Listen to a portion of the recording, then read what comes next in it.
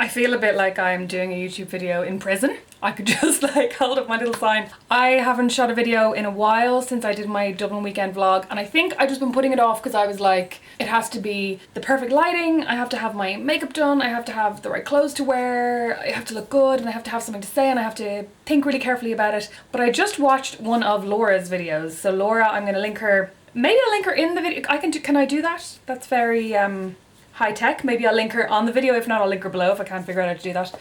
And she just put up this rant video where she was giving out about, well, you should go and watch it because it's amazing, but it was so raw and so honest, and so, I think she's wearing her pajamas, and it just made me go, you know what, I want to say things. I don't want to be like another, I mean, this is very easy for me to say, I don't want to be another just beautiful face. I want to be more than a pretty face. But no, seriously, I don't want people to watch my YouTube video and leave comments going, oh my god girl, you're so beautiful. Not that they would, but that's not, I don't care about that. That's such bullshit. And always think those comments are so crap as well. I'm like, can you honestly think of nothing better to say than you are beautiful? Anyway, I wanted to talk about something that has been bothering me for ages, something that I have been meaning to do a video about or a post about or something, or just kind of get it off my chest. And it is, when did we become so fucking obsessed with the idea of positivity? Positive vibes only. Love and light. No negativity here, please. I just don't want any negativity in my life. Sorry.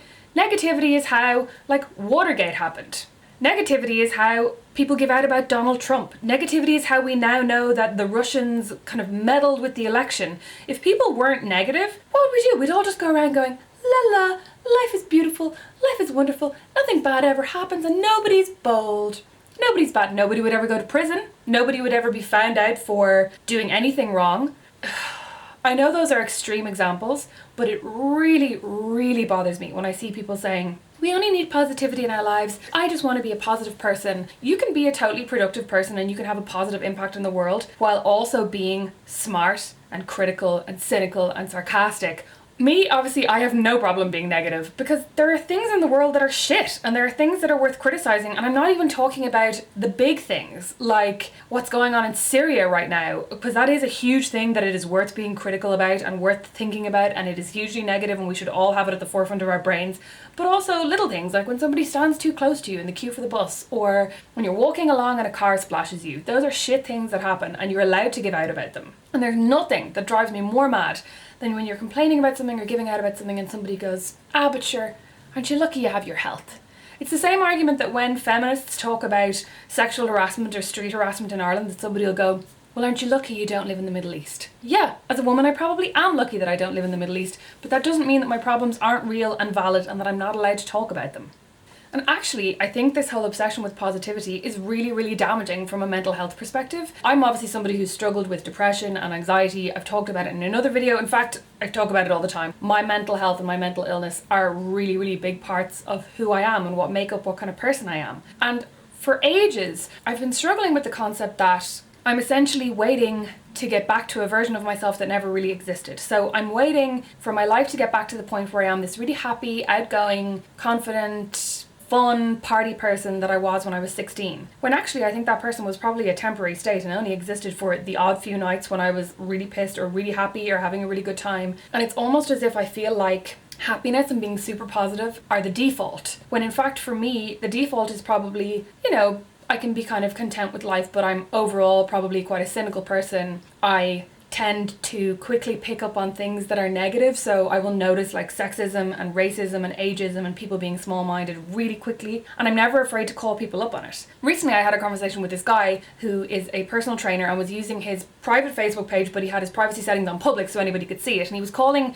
this woman a skank and he called this other woman a hoe. And I was like, you know what? This is bullshit, like you can't use this language to talk about women. It's really wrong, it's really offensive. And he was like, oh well, that girl was a skank, which was like shit defense. And I said, well, if she was black, would you have used the N-word?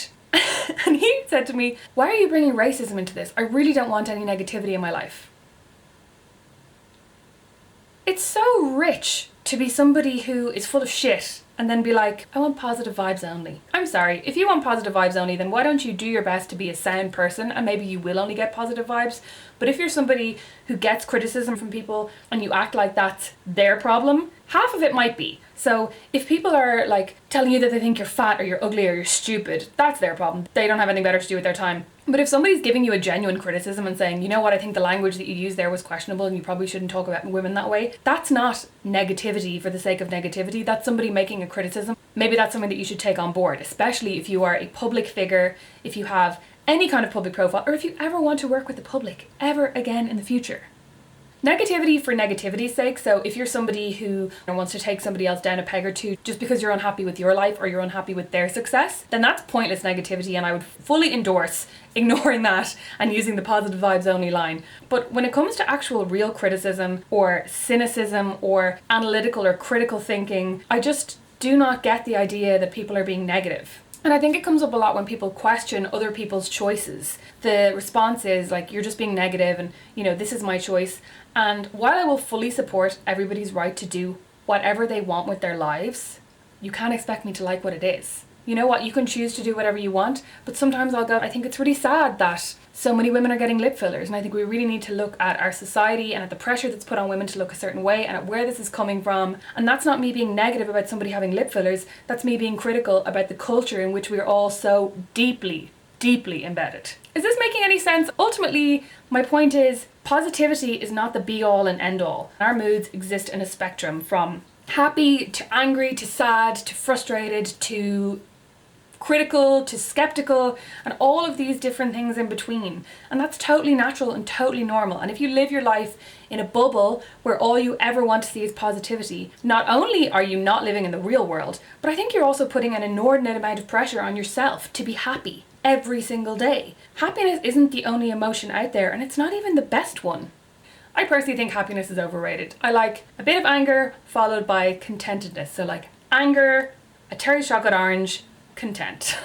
Let me know if you like this style of video. I have a few other things that I want to get off my chest, so I probably will do a few more. If you did like this, give it a thumbs up. If you didn't like it, just say it in a WhatsApp message to your friends. I hate when people dislike videos. It's so mean. And tune in next time for more of Rosemary's Rants.